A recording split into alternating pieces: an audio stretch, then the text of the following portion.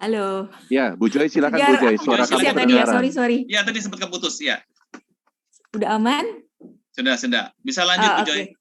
Oke. Ya, saya balik lagi ya. Tadi saya sampai sini gitu ya. Saya cerita ada dua rasa yang menurut saya memudarkan keinginan kita nih. Apa yang kita pengen, apa yang kita tahu tuh kalah sama dua rasa ini seringkali ya. Rasa malu sama rasa takut. Kalau rasa males sih, itu nggak dihitung ya teman-teman ya. Itu mesti teman-teman coba ini overcome sendiri gitu ya. Nah, hari ini saya mau sharing ke teman-teman semua gimana sih caranya kita kalahin nih kalau kita punya yang namanya rasa malu ya. Ini dua-duanya ya teman-teman ya, rasa malu tentang diri kita sendiri ataupun juga tentang kita menjadi seorang agen asuransi. Nah, hari ini saya mau share ini.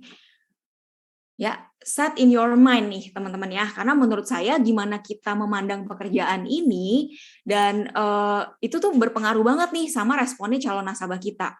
Bukannya responnya mereka ya teman-teman ya yang berpengaruh sama pikiran dan respon kita nih gitu ya, sama pandangan kita tentang pekerjaan ini.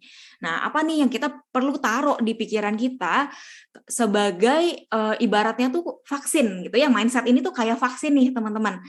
Kalau respon calon prospek kita yang negatif itu ibaratnya tuh kayak virusnya gitu ya. Lagi rame ya sekarang nih vaksin, COVID gitu ya.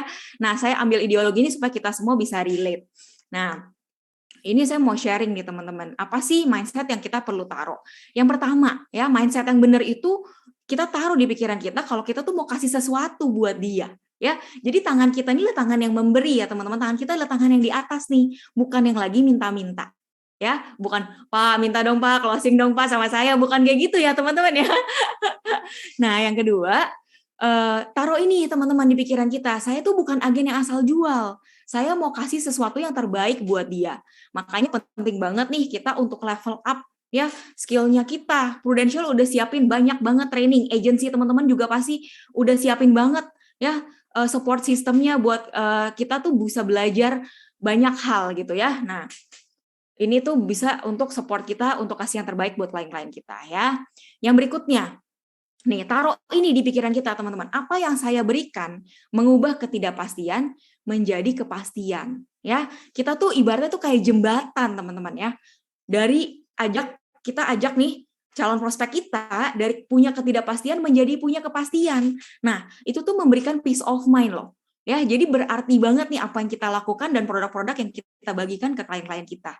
Ya, nah yang berikutnya, nih percayalah apa yang kita lakukan itu luar biasa dan berarti. Ya, buat teman-teman yang udah agak lama di industri ini, udah pernah bantuin kliennya klaim, pasti bisa ngerasain ya gimana klien-klien kita tuh terbantu banget dengan apa yang kita lakukan.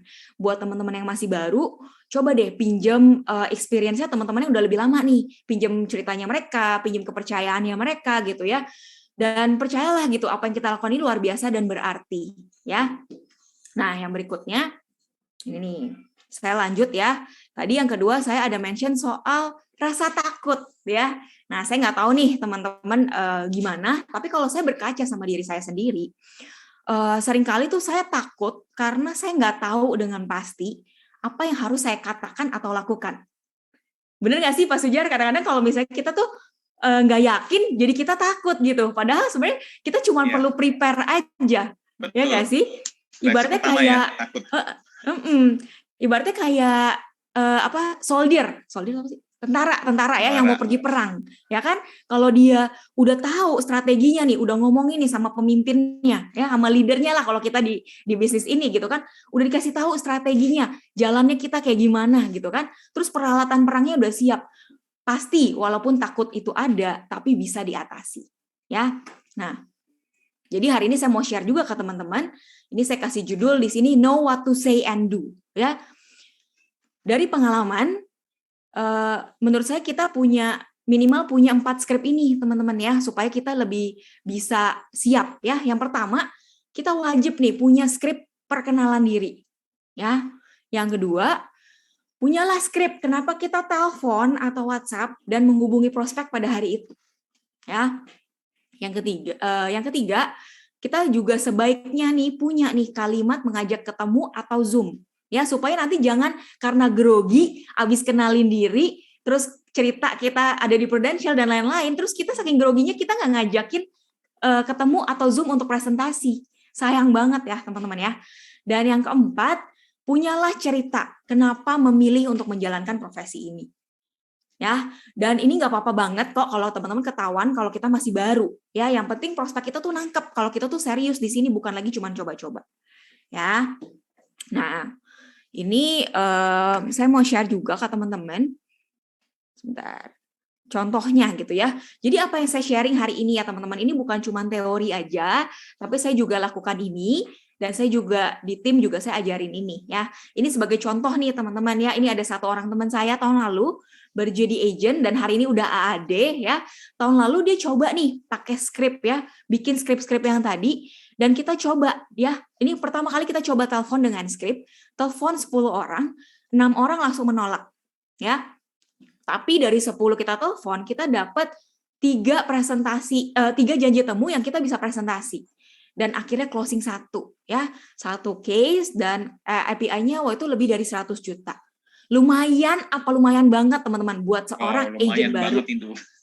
Lumayan banget ya Pak ya. Nah, jadi dengan hasil ini kita coba lagi teman-teman di minggu berikutnya ya. Waktu itu kita telepon 11 dan akhirnya dapat 8 janji temu. Ya, jadi saya harap kita semua boleh coba ini ya, bikin coba 4 skrip yang tadi. Nah, ini saya mau share contoh skripnya yang saya pakai. Semoga teman-teman bisa pakai ini ya, bisa jadi kayak acuan lah ya. Nanti teman-teman bisa adaptasi dengan skripnya teman-teman sendiri ya. Jadi untuk di awal kita bisa awali dengan ngobrol-ngobrol. Nanti setelah udah cair gitu ya, teman-teman bisa lihat situasinya. Bisa mulai dengan kata-kata seperti ini. Nah, gue mau cerita nih, gue jalanin insurance bisnis udah setengah tahun ini, ya. Ini nanti teman-teman bisa adaptasi dengan kondisi masing-masing, ya. Nah, yang berikutnya bisa bilang juga, gue sejak belajar banyak, gue nemuin konsep-konsep keuangan yang menarik dan cocok buat gue. Ya, jadi di sini saya nggak bilang, ini nih Pak Sujar, saya nggak bilang, ya nih gue nemuin konsep yang menarik dan cocok buat lu gitu. Karena kadang-kadang orang kalau dibilang kayak gitu ngerasa mau dijualin, ya nggak sih? Iya benar. Udah tahu ya niatnya mau jualan. Jadi kadang-kadang bangun tembok gitu kan. Nah jadi di sini kita coba pakainya buat gue ya, arahin ke buat saya gitu ya. Nah setelah itu bisa bilang seperti ini. Kalau yang lawan bicara kita nih seumuran, bisa bilang, kan kita seumuran nih, siapa tahu menarik juga buat lu, gitu ya. Kalau misalnya dia nggak seumuran, tapi let's say anaknya seumuran, bisa bilang, anak kita seumuran kan, siapa tahu ini juga menarik buat lu, gitu ya. Nah, gimana nih kalau misalnya ternyata anaknya nggak seumuran juga, gitu ya, profilnya jauh sama kita, misalnya jauh lebih tua. Kita bisa bilang seperti ini. Kemarin saya habis ketemu sama beberapa orang yang profilnya mirip sama ibu atau bapak gitu ya, dan mereka bilang ini menarik gitu. Jadi teman-teman coba cari apa yang bisa sama gitu ya, supaya nggak terlalu off banget gitu ya, supaya bisa smooth masuknya. Nah terakhirnya jangan lupa close-nya itu dengan ajak untuk ketemu atau Zoom ya. Gue mau ceritain ke lu nih, janjian yuk Kamis atau Jumat ini, lu lebih enak hari apa? Ya, jadi coba kasih 2 pilihan teman-teman. Jangan kasihnya open question gitu, karena orangnya harus mikir kan. Kalau minggu depan lu bisa nggak gitu? Mikirnya kebanyakan. Jadi coba kita narrow down ke 2 pilihan selalu gitu ya. Kamis atau Jumat, siang atau sore lebih enak gitu. Jadi selalu kasih 2 pilihan.